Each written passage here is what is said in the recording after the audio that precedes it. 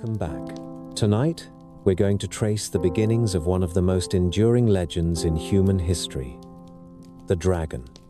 Why do cultures all over the world tell stories of enormous, scaled creatures that breathe fire or control water? Where did these ideas come from, and why do they appear in places as far apart as China, Europe, and the Americas? We'll look at some of the earliest dragon myths, from China to Europe and beyond, and see how each culture shaped the creature in its own way. Some saw dragons as wise and protective, others as destructive and terrifying. Yet somehow, the image of the dragon has lasted for thousands of years and is still with us today. As always, I'd love to know where in the world are you listening from, and what time is it for you? Whether you're settling in for the night or just curious about where these legends came from, I'm glad you're here. Now, let's begin. If you go back to the first written stories, the world begins with a storm and a struggle. The enemy is not a king or a neighbor. It is a serpent, the size of a sea. The earliest scribes in Mesopotamia set it on clay. They called the primordial waters Tiamat, a mother of gods who took the shape of a vast sea creature. In the Babylonian creation epic, the Enuma Elish, the young god Marduk faces Tiamat in a trial before all the gods. He raises a net to snare her and summons the winds until the seas are torn open. When she opens her mouth to swallow, the winds rush in and hold her wide. He looses an arrow that pierces her heart. After the battle, he does something that tells you how ancient people thought about order and chaos. He cuts her in two. From one half, he makes the dome of heaven. From the other, he makes the earth. Rivers spring from her eyes, the great channels that will water the land. The body of the chaos serpent becomes the map for a habitable world. Creation is not a gentle blossoming. It is the taming of a monster. That way of seeing things runs through the oldest cultures of the Near East. The Hittites told of a storm god who battles a serpent named Ilyanka. In one version, the serpent steals the storm god's eyes and heart, which is a sharp old image for a world without sight and courage. Through guile and a feast laid out by a goddess, the serpent is bound with rope and slain, and the god receives back what was taken. In another telling, the god wins by marrying his son into the serpent's house, then forces a final duel in which the son must die with the monster. These are not simple adventure tales. They are parables about what order costs and about how far a divine king might go to restore the balance. Along the Levantine coast, on tablets from Ugarit, the storm lord Baal fights a seven-headed sea serpent named Lotan. The text calls it the fleeing serpent and the twisting serpent. The words will echo centuries later in the Hebrew scriptures, where Leviathan appears as a sea dragon whom the Lord breaks and scatters. In the Psalms, you read that the heads of sea monsters were crushed and the heads of Leviathan broken. In the book of Job, Leviathan surges up as a beast of impossible scale. Smoke pours from its nostrils. Iron becomes straw before it. It laughs at the rattling of the spear. The language is poetry, but the point is plain. The world is full of forces that mock human strength, and in the end, only a greater power can master them. Egypt turned the pattern into a daily ritual. Every night, the sun god sails the dark river of the underworld, and every night, the serpent Apep rises. Priests wrote whole books of spells to bind him, to cut him into pieces, to spit on his name. The Book of Overthrowing Apep prescribes wax figures to be trammeled, stabbed, and burned, so that the real snake of darkness is weakened and the dawn returns. Temple walls show Mayan, the protective serpent, coiled around the solar bark to shield it in the hours when the sky is black. You can feel the Nile country's rhythm in this liturgy. The flood surges and recedes. The sun sets and rises. If the people do their part with right and word, the serpent will be checked and the seasons will hold. Not every serpent was a total enemy. The Mesopotamians carved a dragon called the Mush-Ushu on the blue bricks of Babylon's Ishtar Gate. It has the body of a serpent, the forelegs of a lion, the rear talons of a bird, and a horned head. It stands as an emblem of Marduk and of Nabu, a guardian on the city's threshold. Here, the dragon is not the sea of chaos. It is the tame strength that now serves the city and its god. The difference matters. The same shape can be a world breaker in one story and a ward against danger in another. What changes is not the scales or the claws, but the place the creature occupies in the order of things. Persian tradition preserves a darker serpent. In the Avesta, the demon Azai-Dahaka is a three-headed dragon who brings drought, deceit, and ruin. Later, poets call him Zahak and add that snakes grew from his shoulders when he fell under a tempter's kiss. He is finally bound on a mountain to wait for the end of days. That image of the dragon chained is a cousin of other bindings in the region. Tie the serpent, and the world can breathe again. Leave it loose, and the wells dry up. For a land that lives by rivers and seasonal rains, the metaphor does not need much explanation. This whole family of stories carries a single shape at its heart. A serpent, or sea dragon, stands for the raw power that defeats and unravels. It can be a flood or a drought, plague or eclipse, invasion or civil collapse. Ancient storytellers do not point to a weather map, they call up a creature. When the waters rage at the wrong time, the snake is thrashing. When the river comes on schedule and spreads black silt over the fields, the snake has been restrained. The language is mythic, but the stakes are practical. People wanted to live and plant and see children grow. If that was going to happen, someone had to face the monster. You can also see how these myths trained people to think about kingship. A good king is a slayer or binder of serpents. He is the one who cuts the knot of chaos and makes the channels flow. The liturgy in Egypt that tramples the wax images of Apep confirms the power of the pharaoh and the priestly order. The Enuma Elish ends with the gods granting Marduk 50 names and the right to rule. Even the protective dragon on Babylon's gate tells every traveler that this city has put the wild under its heel. There is politics in the coils of every serpent. Art fixes the memory. Cylinder seals show long-bodied creatures twined around shrines and gods. Reliefs paint the dragon of Babylon with a forked tongue and a ridged back.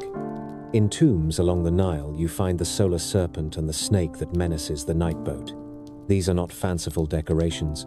They are arguments made in clay and stone. The world will hold because the serpent has a place, and that place is either chained or sanctified.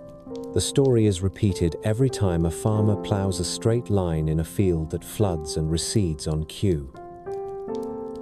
What gave rise to such a wide agreement on the serpent as the face of chaos? Part of the answer is simple experience. Large snakes are startling even to people who live with them. Crocodiles in African and Near Eastern rivers look like dragons when they surge from muddy water. In storms, the sea itself snakes and coils. The line of a great wave is a moving ridge. The air hisses before the squall breaks. A people who live close to rivers and coasts and who measure life by flood seasons do not need a scholar to tell them what a monster looks like. Nature shows them the profile every year. There is also the long memory of bones. Across Asia, people dug up great fossils and called them dragon bones. In later centuries, apothecaries would grind such bones for medicine. Long before that, a jaw full of teeth or a rib cage from a strange cliff would have been enough to confirm the old stories. You do not have to know what a dinosaur is to feel that something inhuman once swam or strode here. The mind supplies scales and smoke. The tail of the serpent grows another ring. When you step back and look across the first civilizations, the pattern holds with small local turns. Mesopotamia dramatizes creation as a dragon fight and hangs the sky on the bones. Egypt ritualizes the nightly duel so the dawn can be guaranteed. Anatolia tells of a storm god who has to win back his heart and eyes from the snake. Canaan sets a seven-headed serpent against the rain god. Israel takes up the language and makes the victory the Lord's alone. Persia makes the dragon a plague bearer, who must be bound until time's last day. In each case, the serpent is the image of what must be mastered for life to go on, whether that is flood, drought, darkness, or the arrogance of a bad ruler. This is why the serpent of chaos sits at the start of our dragon story. Before the mailed wings and the horde, before the knight and the lance, there is the river god with a net, and the priest with a knife of flint, and the king who promises to hold back the dark. The dragon is first a shape for the problem of the world. How do you turn danger into order? How do you make days that follow each other in a line? The answer the ancients gave was stark. You find the serpent, and you put it to use, or you put it to the sword. The oldest storytellers did not leave the serpent alone in the dark. They set a figure against it and gave that figure a name, a weapon, and a reason to fight. The shape changes with each land, but the bones of the plot remain steady. The world is not right. Water is withheld or floods rage without end. The people cannot plant. A city is threatened. A god or a champion steps forward and faces a creature that coils around what everyone needs. The fight is not sport. It is a struggle for a livable world. In the hymns of the Rig Veda, the storm god Indra earns his place by killing a dragon called Vritra. Vritra withholds the waters, and the land dries and cracks. Indra drinks the sacred draught that gives courage, lifts the thunderbolt, and strikes. The hymns love exact images. They say that when Indra smote, the mountains split, the cattle ran free, and the seven rivers burst forth to their courses. That is a clean way to tell a river culture that the flood has come on time. Later poets fill in more detail. They say the thunderbolt was forged by a craftsman of the gods, and that a great sage gave his bones, so that the weapon would have strength. The truth that matters is older than these additions. Storm, thunder, and rain are the tools that break the serpent of drought. The hero is a sky figure who brings water back to the fields. Across the Iranian plateau, you find a kindred battle. The old scriptures tell of a champion named Thraitaona, who defeats a many-headed serpent called Azidahaka. The dragon carries famine and lies, which are as deadly as empty wells. When Thraitaona strikes, he frees the land, and the people bless him as a restorer. In later tales, the serpent is bound on a mountain to wait until the last day. That binding is important. Not every victory ends with a corpse. In many places, the right end is a chain. The monster must be kept where it cannot wreck the order of the seasons. Travel west and you hear the storm king Baal clash with a sea serpent named Lotan on the coast of Canaan. The old tablets call Lotan the fleeing serpent and the twisting serpent, and they give him 7 heads. 7 is not only a number, it is a measure of abundance and a sign of total power. A god who cuts 7 heads has not only won a duel, he has proved that he can master a chaos that renews itself. Later, the poets of Israel will remember this shape when they sing that the Lord breaks the heads of Leviathan in the waters. The monster is an emblem for whatever rises up against life. The god who rules the storm is the only one who can put it down. Greece carries the story into a landscape of mountains and islands, and there the dragon often guards a spring, a grove, or a treasure. Zeus, the king of the sky, fights Typhon, a serpent whose heads spew fire and smoke. When Zeus hurls his lightning, he buries the serpent beneath the earth, and some say that the hot breath that comes up through mountain vents is the body of Typhon still stirring. Apollo kills Python at Delphi so that his oracle can take root beside the sacred spring. Cadmus kills a serpent sacred to Ares and sows its teeth. And armed men leap from the ground, a mythic way to say that a city can grow from blood and courage. Heracles meets the Hydra in a foul marsh and learns that strength alone will not do. Each time he cuts, the wound multiplies. Only when his companion cauterizes the necks does the hero win. Greek tales are frank about the cost of victory. They show sweat, fear, and the invented trick that turns the fight. The lesson is not only that the serpent can be beaten, it is that the serpent is clever and that only a prepared mind will come back alive. The Hittites in Anatolia, who lived between steppe and forest, tell of a storm god who first loses to a serpent named Illuyanka. The serpent steals the god's eyes and heart. Through the counsel of a goddess and a mortal hunter, the god regains what was taken and binds the serpent at a feast. He kills the monster, but must sacrifice his own son, who has married into the serpent's house. This is a hard story, and it feels older than triumphal hymns. It says two things at once. Order can be restored, but there is always a price. And a serpent that wins once can be beaten the second time if the god and the people set a trap and hold the rope together.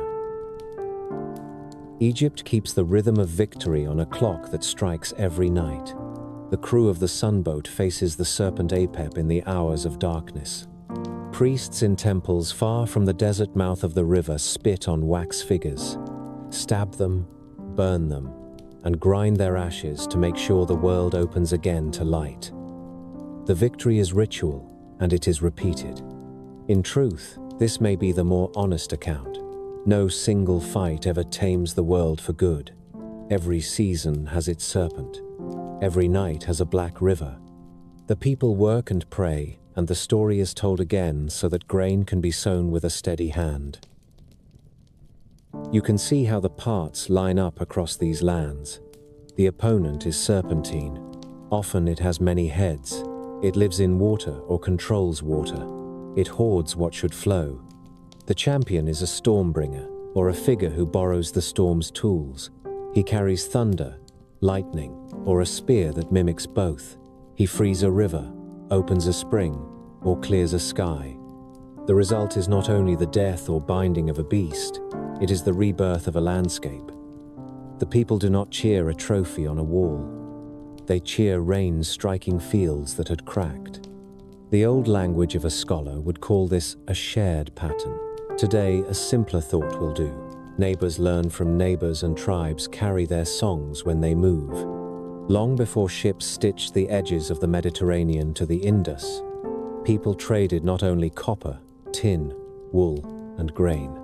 They traded the names of gods and the shapes of monsters.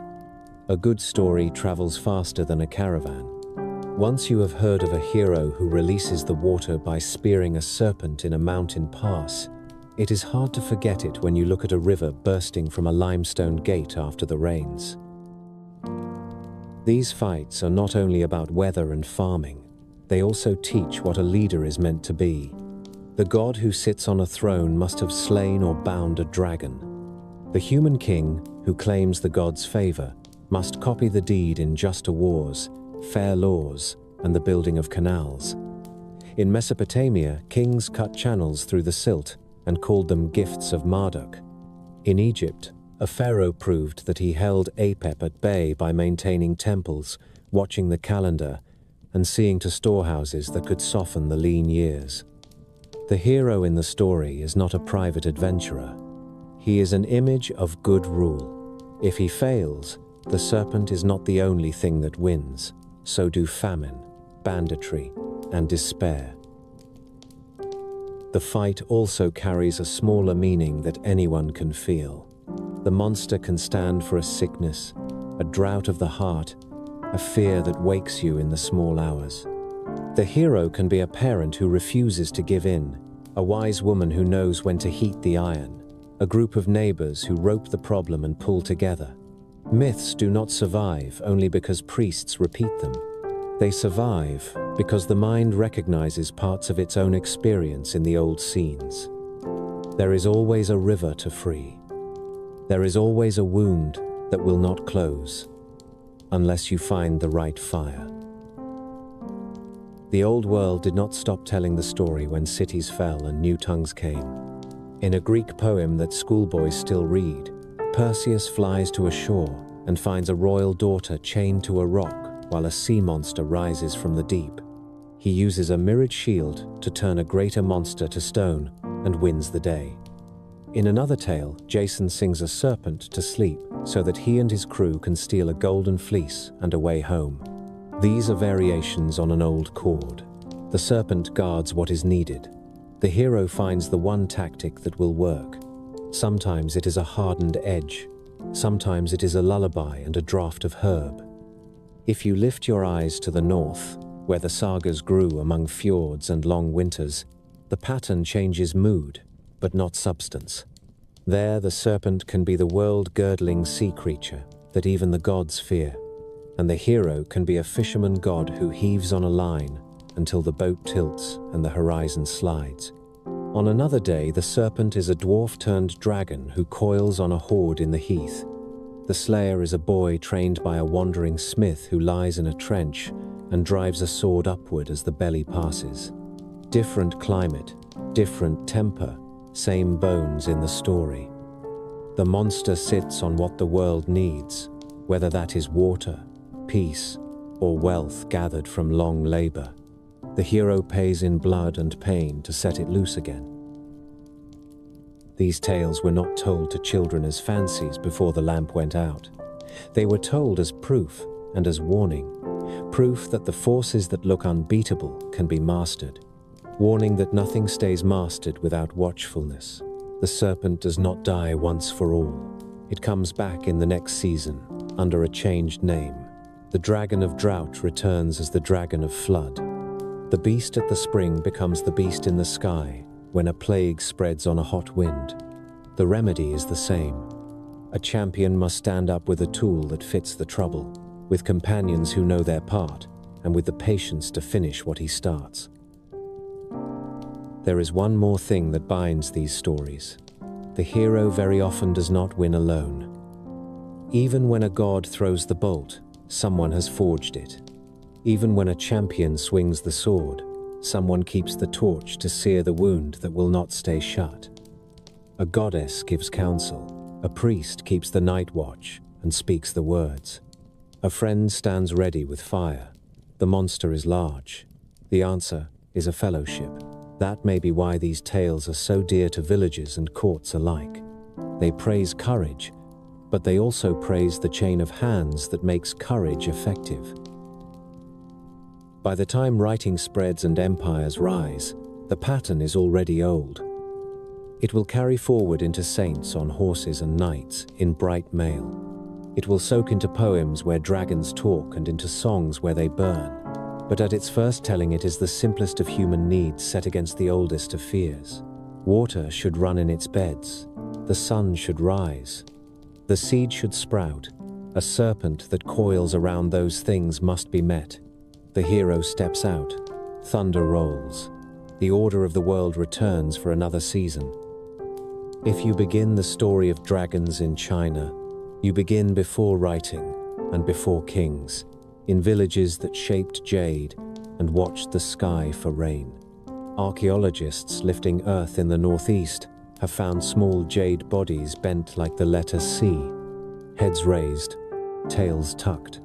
They call them pig dragons because the snout is rounded, but the curve and the scales mark them as something older and stranger.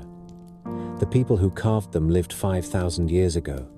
They buried these figures with care. That tells you two things at once. The dragon was already sacred, and it was already linked to the fate of the living and the dead. When Chinese writing first took shape on bone and bronze, the character for dragon follows the same long body. Early scribes cut its coils beside the names of kings and the counts of harvests and sacrifices. On ritual vessels from the Shang and Zhou courts, you see masks and spirals that art historians debate, and farmers would have recognized at a glance. A sinuous beast winds through clouds. The body is serpentine. The head wears antlers. A beard fringes the jaw. There are the claws of an eagle, the whiskers of a catfish, the scales of a carp. Later, scholars would list these features like a catalogue of powers. What matters is the effect. The dragon is an animal made from the strongest parts of other animals. It belongs to the river, the mountain, and the sky at once. In Chinese, thought the dragon is first a lord of water. It rises with thunder. It coils in cloud. It lives in lakes and in the deep of the sea. Rains come because dragons move. A good year is a year when dragons are pleased.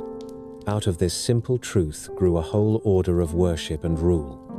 Every region honored a dragon king who kept the waters of a lake, a river, or a sea. Magistrates burned incense at his temple and begged for rain when the fields cracked. Farmers carried images through the streets and struck drums shaped like thunder. When a drought dragged on, the local official fasted and slept on a mat of straw, then led a rite at the water's edge. When storms battered the coast and fishermen were lost, women climbed the temple steps with lamps and petitions, asking the Dragon King to calm the sea. This was not a wrinkle on the edge of belief. It was the spine of daily life in a land that rests on rice and river silt. The court in the capital claimed the dragon on a higher plane. Emperors said their right to govern came from heaven. They called their authority the mandate. To show it, they sat upon the dragon throne and wore a dragon robe embroidered with waves, mountains, and 9 coiling beasts that climb toward a flaming pearl. The pearl is a mystery that painters never stopped painting. Some say it is thunder. Some say it is the moon. Some say it is perfect wisdom. The point is constant. The dragon seeks it, and the emperor seeks it as well, which is harmony between ruler and heaven. Only the emperor could wear 5 clawed dragons. Princes and nobles had to make do with 4 or 3.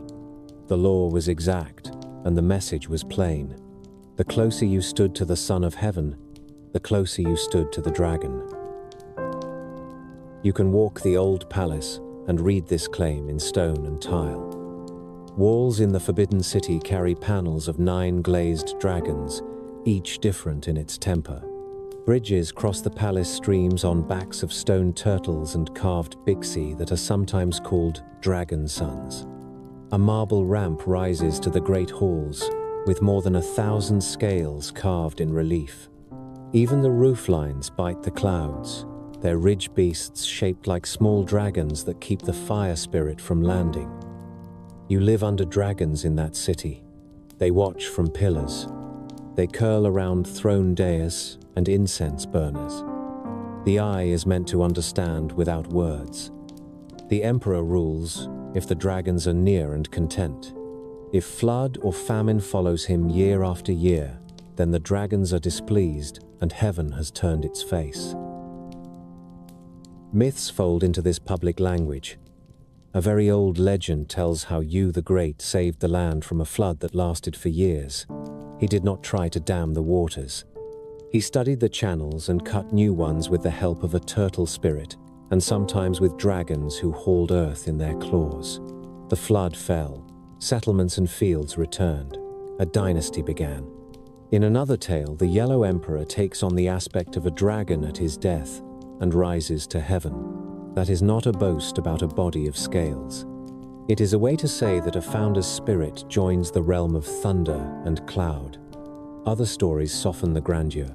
A farmer named Dong Fu learns the will of dragons and tames them with an honest heart. A village turtle becomes a dragon when it grows old and wise. The lesson is constant. Dragons favor those who align themselves with the right order of things. Turn your eyes from court to stars, and the dragon rules there as well. The azure dragon of the east stands among the 4 great guardians of the sky, with the white tiger of the west, the vermilion bird of the south, and the black tortoise of the north. The dragon presides over spring and over the element of wood. When the first shoots rise and the plows move, the dragon is awake. Astronomers marked his shape in a string of constellations. Poets use that language without effort. A spring wind is a dragon stirring. A sudden storm on a warm day is a dragon rolling over in sleep. The dragon that moves through paintings and festivals is not a beast that burns villages. It is a bearer of rain and luck. In pictures it has no wings, yet it flies. Painters show it on scrolls, writhing among clouds, jaws open, whiskers streaming, eyes fixed on the pearl. One famous master painted 9 dragons in ink, so alive that the paper seems to crumple under their weight. On blue and white porcelain, a pair of dragons chase each other through waves and cloud spirals. Carvers set dragons on the heads of roof beams and on the ends of bridges where water runs. When a craftsman cast a bell for a temple, he often added a small dragon on the crown so that the sound would carry like a roar. In the streets and fields, the dragon is not only image, it is dance and boat and song. During the first moon of the year, teams of men carry a long dragon of silk and bamboo through alleys and squares. Lanterns burn in its belly, the head snaps and dips, drums roll like thunder. Children shout and run, and old men watch with arms tucked in sleeves. The dance is a prayer to wake the New Year's luck.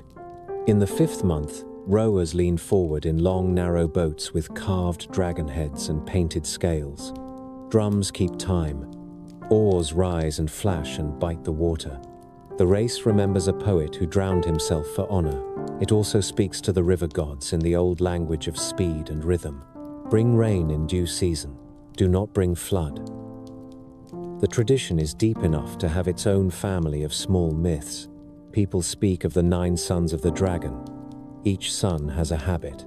One loves to carry weight and squats like a tortoise under tablets and steles. One curls on roof ridges and watches for fire. One likes the sound of bells and serves as a bell handle or a bell boss.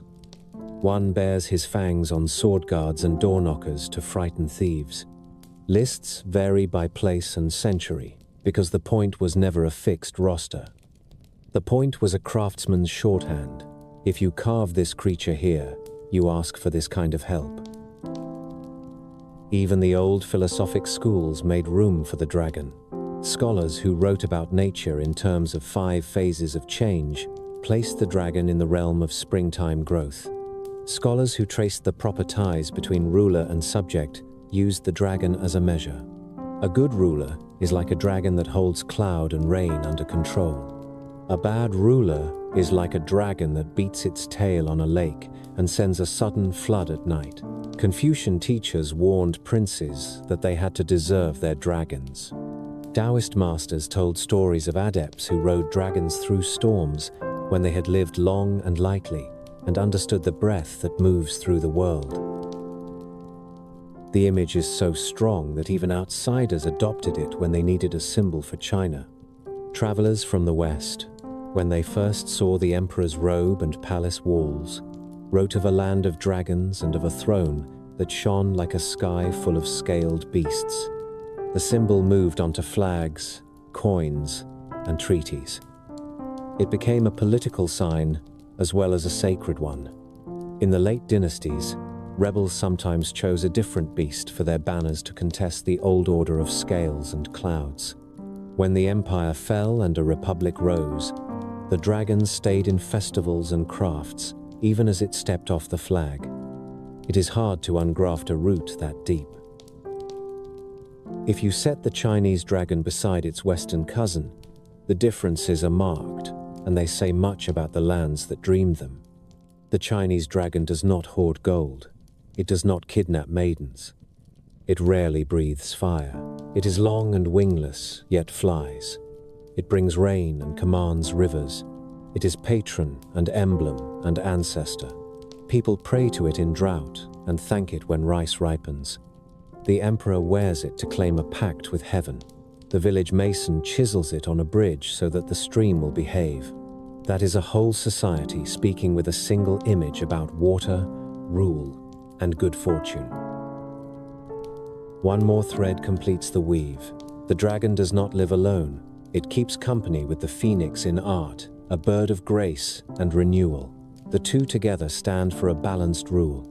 Dragon for the emperor, phoenix for the empress.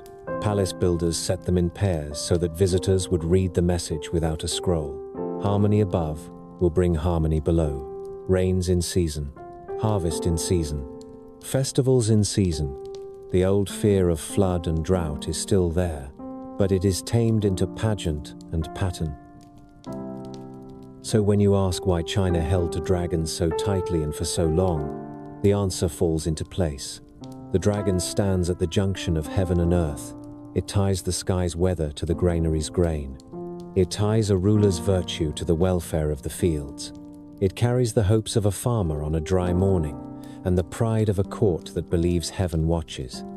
It is also beautiful, which matters more than books admit. A coiled body in cloud, a jaw open to a pearl, claws flexed, whiskers lifting. That is a sight that makes you believe the world is ordered and alive. If the Chinese dragon is a cloud-bearer and an emblem of rule, the dragons of the wider Asian world are a great family with many branches. They live in rivers, caves, and palaces beneath the sea. Some teach and shelter. Some must be faced with ritual or with steel. All of them hold water and fortune in their coils, and the peoples who farmed with the monsoon or fished narrow straits learned to speak to them with offerings, songs, and sometimes with a sword. Begin in India, where serpent beings called Nagas fill the old texts and the village shrines. The word can mean snake, spirit, or a king of the deep. In the Mahabharata, the Naga Takshaka brings down a king with venom and sparks the building of a great fire altar that is said to consume whole serpent clans. In another story, the serpent Kaliya poisons a river until Krishna leaps into the water and dances on his many heads to drive him away so that cattle and children can drink again. A greater Naga named Shesha lies coiled beneath the worlds and serves as the couch of Vishnu during the long sleep between creations. Poets call him Ananta, which means without end, and give him 1,000 hoods that spread like a living canopy. When the gods and the anti-gods churn the ocean of milk to draw out the nectar of immortality, they use the serpent for Suki as the rope, with gods on one side and rivals on the other, and the mountains rise and sink as the world heaves. These are not idle fancies. They make sense to a land that watches great rivers rise from snow and seeks the right relationship with waters that can bless or ruin. The Nagas are not always foes. In Bengal, people still honor Manasa, a serpent goddess who protects against snakebite and brings fertility to fields and families. In Buddhist lore, the newly awakened Buddha sits in meditation while a storm gathers. The Naga king Mukalinda rises from a lake and spreads his many hoods to shield him from wind and rain. Later, Buddhist stories speak of Naga kings who guard scriptures and relics in palaces under the water and bring them forth when a teacher is worthy. In this way, the serpent is not a dragon to be slain. It is a keeper of wisdom who chooses when to share. From India, the serpent kings travel with merchants, monks, and builders. Across the old Khmer lands, you can still run your hand along the body of a Naga carved in stone. Its 7 or 9 heads rising as a fan at the ends of causeways that lead to temple gates. At Angkor, the railings of the great avenues are entire serpents in stone, guarded by giants and gods who seem to be churning them as if the whole city were a model of the first sea. Khmer legends of origin even tell of a marriage between an Indian wanderer and a Naga princess. From that union, a kingdom is born after the princess's father drinks the floodwaters so that land can appear. That image shows how the region understood rule. A rightful king is one who can make a pact with the powers of water. Follow the Mekong, and you enter lands where the Naga is a neighbor. Laos and Thailand keep river serpent shrines at bends and eddies. Boat races thunder down brown water under eyes painted large on carved dragon prows. In the far northeast of Thailand, people watch the river at the end of the rains for red fireballs that rise from the surface in the night. Villagers call them Naga lights and treat them as a sign that the river spirits stir. In many towns of the Chao Phraya Plain, temple gates rise as fanged Naga mouths, and stair balustrades run as coils that guard the way. Monks teach that a Naga once took human form to request ordination, and the tale still shapes practice. In some monasteries, a novice wears a serpent-patterned robe for his first days to honor that visitor from the deep. Turn east, and the dragon becomes the ancestor of a people. Vietnam tells how the dragon lord, Lac Long Quan, joined with the immortal Ao Company. She bore 100 children. Half went with her to the mountains. Half went with him to the coast. The country descends from that parting. Later, dynasties chose the dragon for their capitals and wrote the dream into city names. Thang Long means rising dragon and marks the old name of Hanoi. On roof tiles and imperial teki, you can see a long-bodied dragon with a gentle face, jaws open to a flaming pearl. Court ritual once measured the right to wear or carve that dragon, as in China, but village craft never gave it up. The dragon there still serves as a way to talk about rivers that swell and fields that green. Sail the island arcs to the south, and you find another branch of the serpent line. In Java and Bali, the Naga, Basuki, and Antaboga appear in dance and carving as beings who brace the earth and coil at the base of sacred mountains. Temple stairways run between Naga bodies that rise at the landings with wide flared hoods. In some places, the story of the first churning of the ocean is carved in walls and retold at festivals so that the right kind of rain will come. In the Philippines, the Bakunawa is a sea serpent who rises to swallow the moon, which explains an eclipse in a way that coastal villages can feel in their bones. When the shadow bites, people beat pots and call out to drive the serpent away. In Borneo, the Dayak carve a creature they call a so that wins like a serpent and bites like a dog and guards the edges of shields. These island dragons belong to water and wood, and the edge between. Climb into the mountains, and the dragon takes the shape of thunder. Bhutan calls itself the land of the thunder dragon, and sets a white scaled beast across its flag, claws gripping jewels that stand for prosperity and speech. The national crest and the great monasteries of the Drukpa school carry the same figure. Storms roll off the high peaks, and the roar that follows lightning is said to be the dragon's voice. In Tibet, the dragon shares ground with snow lions and wind horses.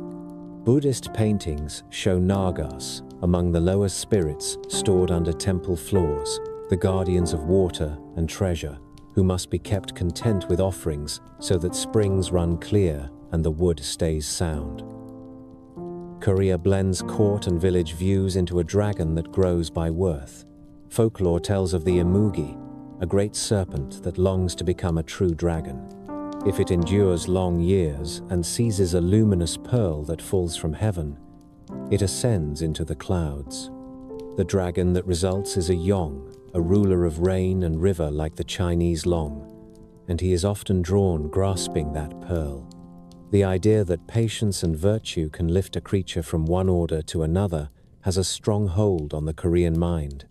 It shows in village stories and in the high art of Joseon planners, who placed royal halls beside ponds, crossed by little bridges shaped with dragonbacks. There were rules for the number of claws a royal dragon could wear on a robe, and there were water rites to set right a year that began too dry. The court claimed the creature for dignity, and the farmers kept it for hope. At last, you reach Japan, where the dragon keeps company with the sea, the storm, and the mountain shrine. The word is Ryu or Tatsu, and the creature looks like a cousin of the Chinese dragon with local habits of its own. It flies without wings. It calls rain when rice needs it. It guards springs on temple grounds and crouches as a fountain spout where worshippers wash their hands before they approach a deity. Old tales say there is a palace under the ocean where the sea god Ryujin keeps treasures and tide jewels that can call the sea in or send it out. A fisherman named Urashima Taro once visited that palace and married a princess there, only to find that time runs differently beneath the waves. When he returned to shore, the world had grown old without him. Other stories place the dragon in the path of a hero. The storm-born god Susanoo comes upon an old couple and their daughter who weep beside a river. An 8-headed serpent will devour the girl when it returns. Susanu brews strong sake and feeds it to each head. When the monster sleeps, he cuts it apart and finds in its tail a great blade, which later becomes one of the 3 sacred treasures of the imperial regalia. The sword is called kusanagi. The lesson is a familiar one told in a Japanese voice. Skill and planning, not only strength, win the day, and from the ruin of a serpent comes a gift that seals a dynasty. Buddhism tied these island and peninsula stories together. As monks traveled from India through Central Asia to China, Korea, and Japan, they carried with them the image of the Naga as guardian and benefactor. Temple legends everywhere tell of serpents who protect a site, bring rain when a drought bites hard, or demand that a monk make peace with a spring before he builds. When a great pagoda fell in an earthquake, chronicles might record that the Naga beneath shifted and needed to be appeased. Sometimes that meant a change in the footing stones, sometimes a rite of song and light. In this way, practical engineering and myth met without embarrassment. A builder did what worked and gave thanks to the spirit that had allowed it. If you step back, a pattern rises out of these many local tales. The Asian dragon and the Naga are tied to water, to the fertility of fields, to the rise and fall of a year. They give a face to monsoon and river. They explain the spark that runs from cloud to peak and the hiss of a spring that never dries. Courts made them badges of authority because a ruler in these lands was judged by his success at managing canals, dikes, and granaries. Villages kept them as neighbors because a family's food and safety depended on the right rains and the steady river. Where the serpent menaces, a saint or hero acts. Where the serpent protects, a wise person learns to bring offerings and restraint. You can still feel this in the textures of daily life. A child runs under a paper dragon that curls and dips at New Year in a Korean port and learns that the sea can be a friend if honored. A Lao boat team pulls in rhythm while a monk shakes a bronze bell shaped with a dragon handle and prays for a safe race and a kind season. A Balinese carver cuts scales into stone at the foot of a stair where villagers climb to leave fruit for the gods and to ask that a fever break. A Japanese visitor cups water in his palm from a dragon fountain and rinses his mouth in the clear stream before he ties a wish to a branch. These acts say the same thing without a book. We live with powers greater than ourselves. We can make peace with them. We must also be ready to stand up when they turn wild. Taken together, these dragons across Asia feel like a single river with many bends. They do not hoard gold. They do not sit in caves counting cups. They are not trophies to be shown on a spear.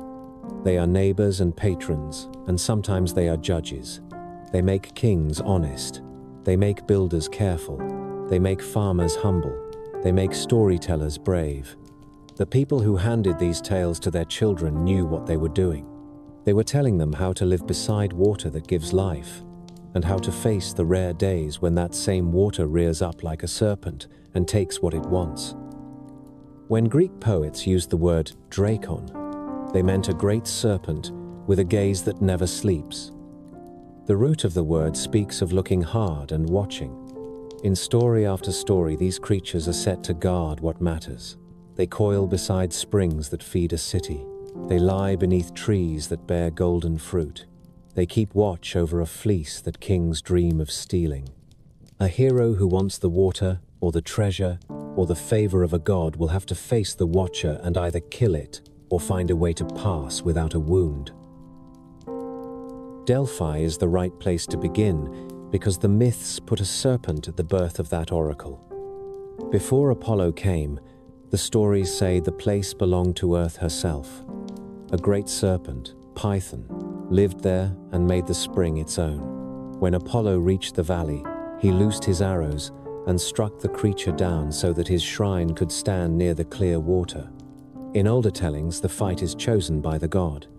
In later tellings, he takes revenge because Python hunted his mother. Either way, a new order replaces an old one. The god of prophecy builds his house where the earth spirit once breathed, and a dragon that guarded the place becomes a corpse. The name Pythia given to the oracle remembers the dead serpent and the rot of its body. Even victory keeps the trace of what was taken.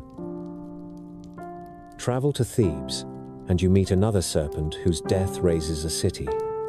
Cadmus follows a cow to choose a site for a new home. He sends men to fetch water from a spring sacred to Ares. A serpent rises and kills them. Cadmus goes to the spring himself, grapples the beast, and drives a spear through its jaw. At the command of Athena, he sows the serpent's teeth in the ground. Armed men spring up and fight one another until only 5 remain. These 5 help Cadmus build the walls and become founders of noble houses. The story puts a dragon at the root of a city and makes its teeth the seed of a people. It also remembers a debt. Cadmus must serve Ares for years to pay for the blood he spilled. A serpent slain gives life, but there is a reckoning. By the marshes of Lerna, Heracles meets the Hydra on a day when his strength alone will not save him. The creature lives in a foul water and has many heads. When he cuts one, 2 grow back. He has brought a nephew named Iolaus to drive the chariot. That small choice proves wise. Heracles hauls a head high. Iolaus presses a torch to the bloody stump, and the neck sears shut. They make a rhythm of it: cut, burn, and move. The last head is immortal and must be crushed under a great rock. Heracles dips his arrows in the poisoned blood and carries deadly points for the rest of his life. Later, that poison will reach him again through a shirt soaked in a centaur's lies. The Hydra is more than a beast on a hero's list. It is a lesson about a problem that grows if you strike it blind, and about the cost that lingers after you win. Far to the west, a grove holds trees with apples of gold. The Hesperides tend them, and Ladon coils around the trunks as their guardian. No thief can pass while the serpent watches. Heracles needs the apples for one of his labors. The stories disagree on what he does. In one, he kills Ladon and takes what he came for. In another, he tricks Atlas into plucking the fruit, and then finds a way to make the old Titan lift the sky again while he slips away with the prize. Both versions keep the same truth. A dragon guards treasure that glitters like the sun, and a hero must weigh risk against craft to get it. Painters love this scene, and so do vase makers. A long body winds through branches while shining apples hang within reach and just out of reach. Across the Black Sea, another dragon lies without sleep in the grove of Ares at Colchis. The golden fleece hangs there, bright as dawn, memory of a flying ram that once saved a prince. Jason and the Argonauts reach the shore and face a task that cannot be done by force. The serpent never closes its eyes. Medea, who knows herbs and words that tame, softens the creature with drugs and song. It slackens. The hero takes the fleece off the branch and runs. Here the dragon is not killed. It is overcome by a skill that the men around Jason do not understand and that he will later betray. The story keeps the thought that a dragon is a guardian that can be lulled as well as slain, and that the one who calms it often pays a price when the ship turns home. Greek myths do not keep their dragons in caves alone. Sea monsters rise when a city has angered a god, or when a king has boasted past sense. The old word for such a beast is Ketos. When the coast of Ethiopia is cursed, Andromeda is chained to a rock as food for a creature from the deep. Perseus flies over the water with the head of Medusa in a sack, draws it out, and turns the monster to stone. In another tale, a sea beast is sent against Troy because of an insult. The city is spared when Heracles saves a royal daughter named Hesione from the jaws. These are not quite the treasure watchers of the groves and springs, but they are close kin. They belong to the rule that the sea and its gods impose. Offend them and a serpent rises. Please them, and the shore is safe again. A huge serpent stands as well at the rim of the Greek world in stories of Typhon. He is not a dragon of a spring or a tree. He is a force that rises against the sky itself. Later, poets describe him with 100 heads that blaze and roar. Zeus meets him with lightning and throws him down. Some say he lies under Mount Etna, and the fire that comes from that mountain is his breath. The tale is grand and stark. It tells a people who live near volcano and quake that the world is held in place by a victory that is never fully silent. The ground can still shudder when the old enemy rolls in his sleep. In the oldest Greek poems, the word drakon often means a snake, not a winged monster. The poets of the Iliad read omens in serpents that appear on the march. A snake devours birds in a tree before the eyes of the army, and a seer explains the count as a number of years the war will last. Shields carry images of snakes coiled and ready. A city wall can be called a dragon's back. The line between animal and legend remains easy. Yet the habits we now think of as dragons are all here if you look. Watchfulness, poison, many heads, a bond with water, a charge to guard sacred places and precious things. The later age that will picture wings and fire is working with clay that was already shaped. Rome does not invent many dragon stories of its own, but it preserves Greek ones and adds the weight of soldiers and naturalists who love to record marvels. Latin writers use the word Draco for great serpents in Africa and India. Pliny the Elder says a dragon will try to crush an elephant by coiling around it, and that both beasts can die in the struggle. He also says that in India, the serpent can be vast enough to stop a river when it drinks. The figures are wild, but the habit is clear. Romans treated these creatures as parts of a distant, natural world, dangerous but real enough to enter a learned book. There is a piece of Roman war lore that keeps a dragon at its heart and gives it a sound. When Roman legions fought Dacians on the Danube, they met warriors who carried a standard shaped like a dragon. A metal head with open jaws gulped wind. A long textile body streamed behind it like a living tail. When cavalry charged with the Draco high, the wind made it ripple and sing. The Romans liked what they saw, and they adopted the standard for their own units, especially for mounted troops. Later, emperors stamped coins with soldiers bearing a Draco, and law codes spoke of units called draconarii. In art from late Rome, you can still find the dragon windsock on a field, a sign of motion and fear sewn into cloth. It is not a beast at a spring, but it is a watcher all the same, a marker of where a cohort stands on the field, and a mouth that cries without a throat. Roman storytellers also kept the sea for marvels. Virgil sets a warning in the Fall of Troy, when two great serpents swim from the waves and crush the priest Laocoon and his sons. He had warned his countrymen against the wooden horse. The gods who favored the Greeks send a sign that terrifies the Trojans into hauling the horse within their walls. The scene is famous because a sculptor later carved it in stone so vivid that you can see the strain in the bodies and the coils that grip them.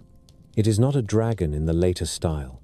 It is a serpent of the sea called to do the work of a god, which is exactly what Greek and Roman minds expected from such creatures. Greek myths live in pictures as much as in lines of verse, and those pictures fix how later ages imagine dragons. On a black figure vase, Apollo stands over a long serpent that writhes beside a little shrine. On a red figure crater, Heracles wrestles a many-headed snake, while a friend leans in with a torch. On a painted cup, you can see Jason being spat out of the mouth of the Colchian serpent after he has taken the fleece. A clever scene that explains how he got away. Sculptors in later centuries lay a dragon at the feet of a hero like a trophy that proves the tale. The forms repeat. Long bodies, crested heads, eyes that never shut, coils around trunks and springs. If you attend to the pattern in these Greek and Roman tales, a few rules stand out. A drakon is most often a guardian. It watches over a place or a thing that is sacred or rare. It belongs to the old order of a site and must be removed or appeased if a new order is to take hold. It is linked to water and earth more than to air. It stings and strangles rather than burns. It can be put to sleep by song and herbs when iron would fail. It keeps faith with gods who value watchfulness. The hero who meets it must bring craft as well as courage. The city that rises after the fight often carries some mark of the dragon in its bones, whether in a spring that citizens never take for granted or in a family that claims to descend from the teeth sown long ago. The Romans leave us one more legacy that matters for the future of dragons in the West. By taking the Draco standard into their army, and by writing as if giant serpents were simply part of the world, they keep the creature within the bounds of the plausible. When later ages read Latin texts and look at imperial reliefs, they do not see dragons as pure dream. They see a sign that something like a dragon could exist on the edges of empire. That belief will not fade in the early medieval centuries. It will move into bestiaries that list animals of creation, and into the sermons of saints who speak of serpents as images of sin, and also as beasts that live in the next valley over. The classical world hands down both the stories and the sense that dragons belong on maps.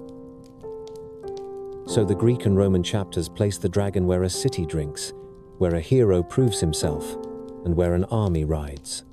The creature is a watcher and a test. It can die, or it can be lulled. It can be turned into a banner. It can also be buried under a god's thunder and rumble from time to time to remind men that victory is never the end. From here, the tale will climb north into colder lands, where the serpent gains wings and a hoard, and where its shadow falls over long halls and barrow mounds. Sail out of the sunlit sea of the Greeks and steer into colder water where nights are long and trees groan in winter wind. In these lands, the serpent grows larger and more patient. It curls through the roots of the world ash. It lies over barrow mounds. It learns to speak. In time, it grows wings and fire. Most of all, it learns to love gold. Not the spending of it, but the stillness of it, the weight of it, the way it shines in a dark hall when no one else is there. Norse poets set a serpent around the earth itself. They call it the Midgard serpent, Jormungandr, child of a trickster and a giantess, cast by a god into the sea. It grows until it can bite its own tail. Men who fish in long boats sometimes feel the mind bend when they think about that ring in the deep. One old song tells how Thor goes out with the giant Hymir. He cuts the head off a great ox for bait. He rows beyond the skerries and drops a line that is thicker than a man's arm. The sea heaves. The serpent rises. Thor stands in the boat and pulls until his feet crash through the planks. He lifts his hammer and the sky darkens. At the last moment, Hymir panics and cuts the line. The sea closes over the coils and the boat limps home. The story is not just about strength.